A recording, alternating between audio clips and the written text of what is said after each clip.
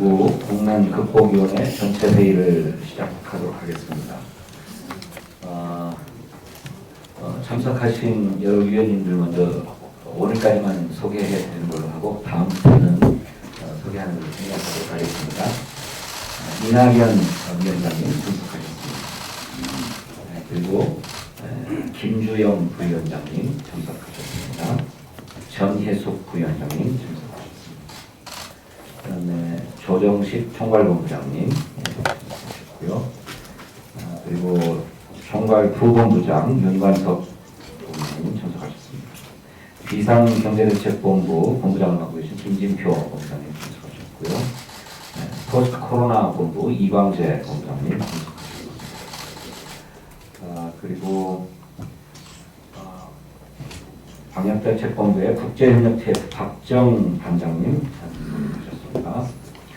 그다음에 일자리 고용TF의 정태호 단장님 참석하셨습니다. 금융외환 거시경제재정TF의 최은열 단장님 참석하셨고요. 교육대책TF의 조승래 단장님 참석하셨습니다. 기업TF의 이상은 단장님 참석하셨고요. 자영업 소상공인대책TF의 최인호 단장님 참석하셨습니다. 그리고 1차 산업TF의 오영훈 단장님 참석하셨습니다. 그 다음에 리쇼링 TF의 어기구 단장님 오셨습니다. 비대면 경제 TF의 김병욱 단장님 참석하셨습니다. 그 다음에 신산업 TF의 이용우 단장님 참석하셨습니다. 한국형 뉴딜 TF 김성환 단장님 참석하셨고요. 그 다음에 제로개혁 TF의 이원욱 단장님 참석하셨습니다. 그리고 오늘 회의에 특별히 보고를 위해서 행정안전부의 윤종인 차관님 참석하셨고 역시 행정안전부의 고교창 재정경제실장님 참석하셨습니다. 그다음에 기획재정부의 양충모 재정관리관께서 참석해 주셨습니다. 혹시 제가 놓친 분이 계실까요? 계시면 이낙연 위원장님 모두 말하겠습니다.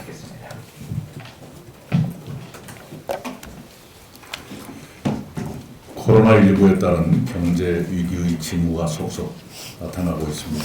우리 위원회는 그저께 민간 전문가와 정부 당국자를 모시고 간담회를 열어 기상경제대책을 점검했습니다. 우리는 특히 공적 자금과 고용유지 지원금을 좀 더 쉽게 활용하는 방안을 정부에 제안했습니다. 그 제안은 부분적으로 수용됐습니다. 오늘은 위원회를 개편해 재거동한 이후 첫 번째 전체 회의를 엽니다. 오늘 회의에서는 다음 주에 시작되는 초중고 등교 수업의 준비 상황과 이미 진행되고 있는 긴급 재난지원금 지급 상태를 점검하고 그 개선 방안을 토의하겠습니다. 초중교 등교 수업은 조금의 차질도 없도록 준비되어야 합니다. 긴급 재난지원금은 신속 정확하게 지급되어야 합니다. 많은 국민께서 긴급 재난지원금을 기부하고 계십니다. 감사드립니다. 저를 포함한 민주당의 동지들도 기부에 동참하고 있습니다. 그런 기부가 경제위기 극복에 기여하기 바랍니다. 어제 정부는 긴급 고용안정지원금 세부 계획을 바꿔 지원금을 현장에서 좀 더 쉽게 받을 수 있도록 했습니다. 특히 정부는 한국판 뉴딜 추진 계획을 발표했습니다. 정부가 발표한 한국판 뉴딜 추진 계획은 디지털 전환, 비대면 산업 육성, 노후 시설물 스마트 관리 체계 도입 등 3대 프로젝트를 중심으로 합니다. 더불어민주당은 정부의 한국판 뉴딜의 실현 방안은 물론 그와 병행해 추진할 과제들을 논의하고 정부와 협의할 것입니다. 병행 추진 과제는 사회안전망 확충과 노동조건 개선 같은 포용 성장, 에너지 전환과 기후변화에 대응하는 그린 뉴딜, 코로나 사태로 중요성과 가능성이 커진 바이오 헬스 산업 강화 등입니다. 한국판 뉴딜을 성공시키면서 다른 과제들도 병행 추진하고 그 과정에서 포용 성장과 일자리 창출, 포스트 코로나 시대의 새로운 경제 활력 창출에 더 기여하도록 힘을 모으겠습니다. 우리는 코로나 사태를 성공적으로 극복하면서 동시에 코로나 이후 시대를 성공적으로 준비해야 합니다.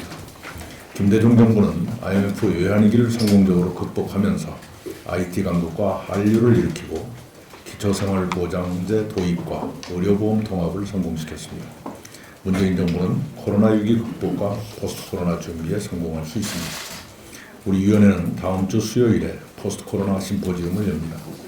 그 심포지엄이 코로나 이후 시대를 종합적으로 전망하는 의미 있는 기회가 되기를 바랍니다. 또한 그런 전망을 바탕으로 우리의 포스트 코로나 준비가 더욱 체계적인 실행력을 갖추기를 기대합니다. 이상입니다. 네, 말씀하시는 중에 우리 김상희 부위원장 방역대책본부장님 참석하셨습니다. 그리고 우리 박재호 사회적 대탈사장님 참석하셨습니다. 이어서 조정식 총괄본부장님 발언하시겠습니다.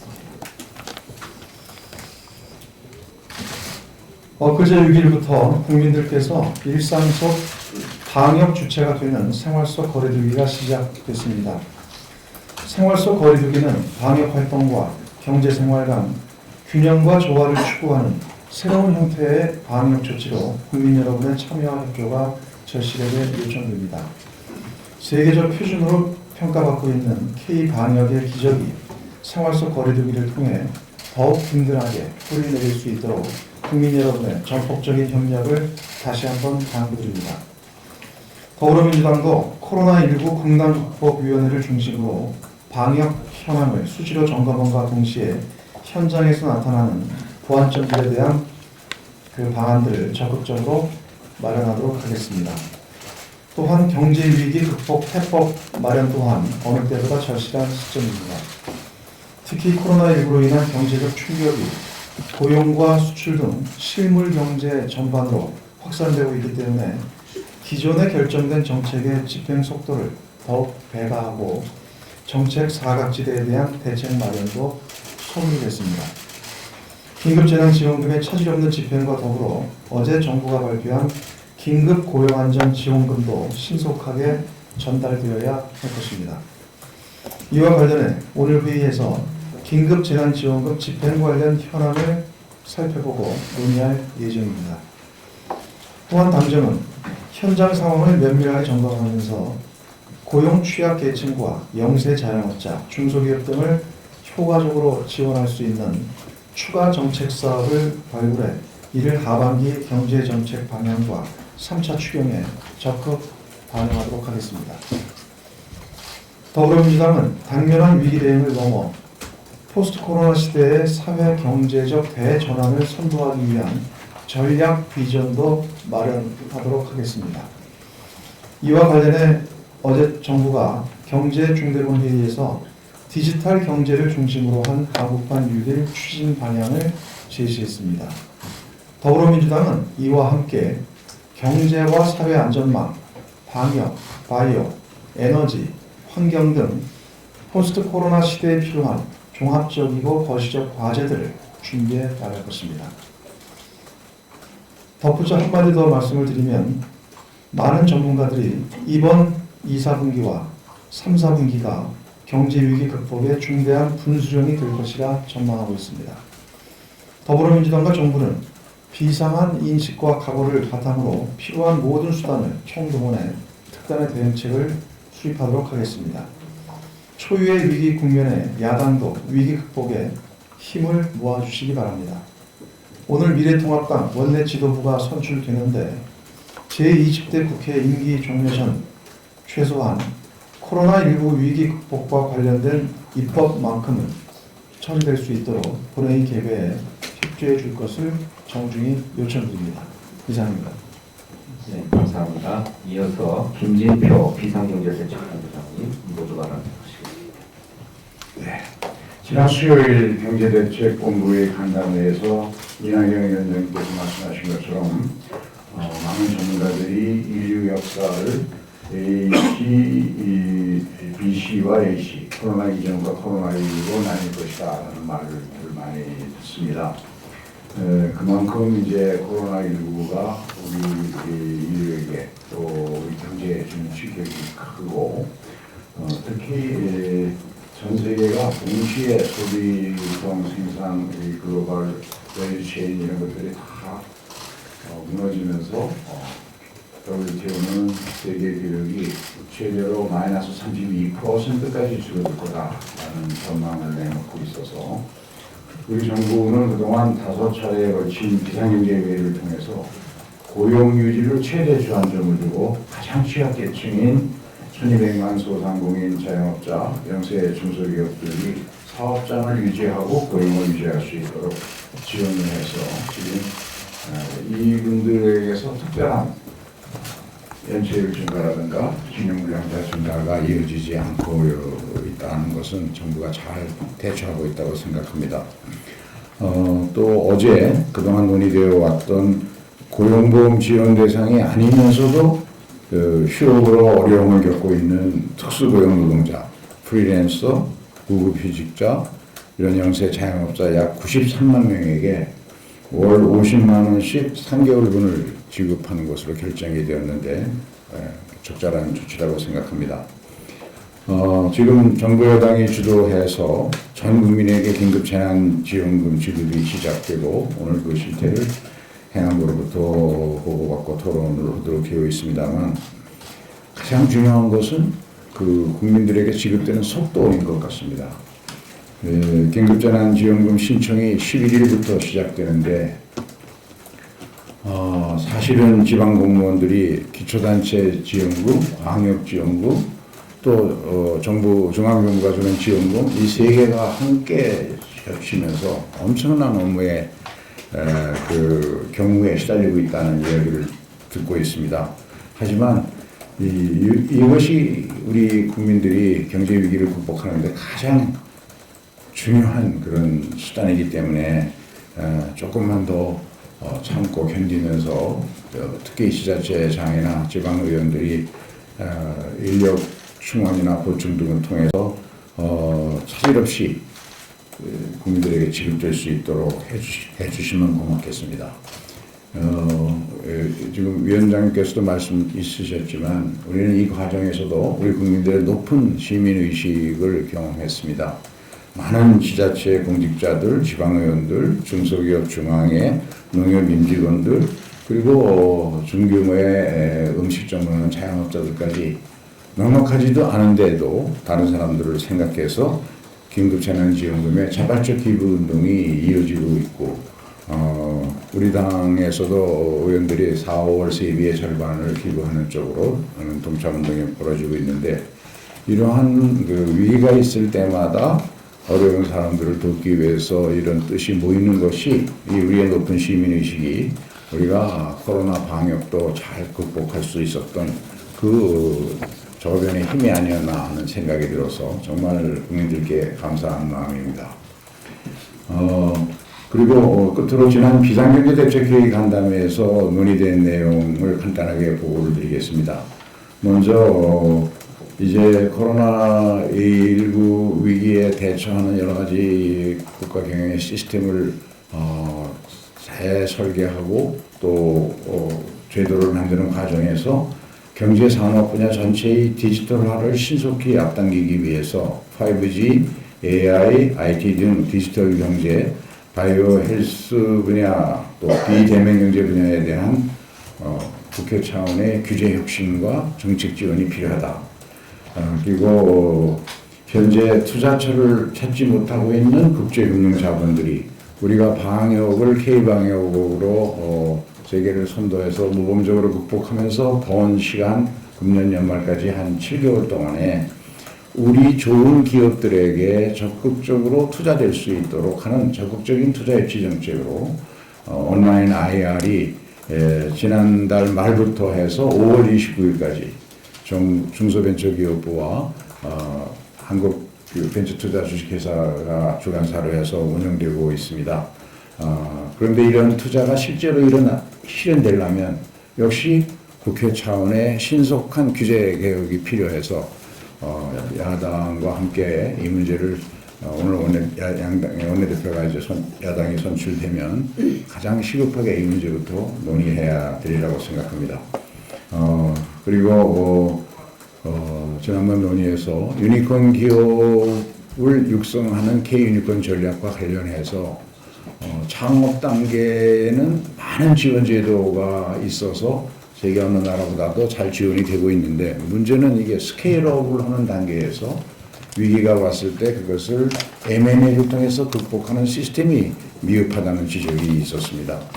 이 스케일업을 지원하는 M&A 그리고 투자 회수할 수 있는 그 이그짓을 IPO 거래소 상장에만 국한하지 말고 글로벌 스탠다드에 맞춰서 M&A로 이런 이그짓이 이루어지도록 해서 신속하게 대처할 수 있는 그런 제도와 체제의 보완이 필요하다고 생각합니다.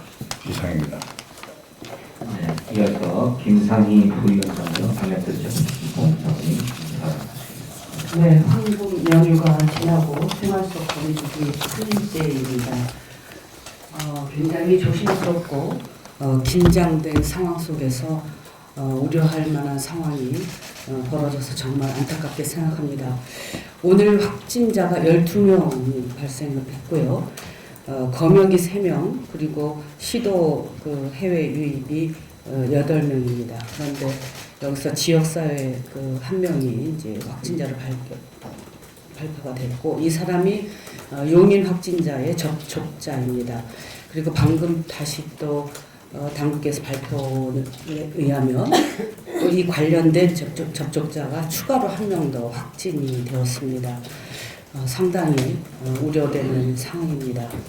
이 용인 확진자가 거쳐간 장소와 관련된 사람이 작게는 500명, 그리고 또 많게는 2,000여 명에 달한다고 합니다. 추가적인 확진자 발생 가능성이 매우 높은 상황이고, 정부는 현재 역학조사관을 대폭 증원해서 철저한 역학조사를 시행 중입니다. 이 상황을 보면 정말 우리가 절대 방심해서는 안 된다고 하는 그런 교훈을 다시 얻게 됩니다. 생활 속의 거리두기는 일상생활과 경제사회활동을 영위하면서도 감염 예방 활동을 철저히 지속해 나가는 새로운 생활 속의 장기적 그리고 지속적인 방역 체계입니다. 백신과 치료제가 나오기 이전에는 국가와 그리고 국민 모두가 철저한 이런 방역 체계 속에서 긴장을 늦추지 않아야 한다고 하는 것을 다시 한번 보여주는 상황입니다. 우리가 일상 속에서 지켜야 될 개인 방역 5대 기본 수칙을 정말 우리 국민들이 한 분도 빠지지 않고 이 부분은 정말 명심해야 될 것이라고 생각합니다. 아프면 3, 4일 집에 머물고 2팔 간격의 건강 거리두기, 그리고 손 씻기, 기침 예절, 매일 2번 이상 환기와 주기적 소독, 거리는 멀어져도 마음은 가까이, 이런 마음으로 하루하루를 지내야 될 것 같습니다. 오늘은 특히 어버이날입니다. 가족 간의 정을 나누는 게 정말 필요한 시기이고, 그리고 또 지금까지 우리가 그래왔지만 어르신들의 안전과 그리고 지금 방역을 위해서 어버이날 요양원과 병원 방문을 다시 한번 자제할 것을 우리 국민들께 당부드립니다. 무엇보다도 실내 공간에서의 모든 활동과 관련해서 주의해 주시고 자제해 주시는 것이 굉장히 필요하다고 생각하고요. 혹시 우리가 알 수 없는 그런 감염에 대비해서 건강 상태를 체크하고 일상생활 속에서 방역 수칙을 지켜주실 것을 다시 한번 당부드립니다. 정말 우리 국민 모두가 한 사람 한 사람이 정말 방역 담당자라고 생각을 하시고 만전을 기해해 주시기 바랍니다. 오늘은 이렇게 생활 속의 거리두기에 대한 점검과 그리고 앞으로 있게 될 부분적인 개학 준비를 점검할 예정입니다. 정말 백신과 치료제가 나오기 이전까지는 우리 국민들 모두가 함께 그리고 또 방역 당국이 긴장을 늦추지 말고 함께 해줄 것을 당부드립니다. 네, 감사합니다. 이상으로 공개 회의를 마치고 회의를 비공개로 전환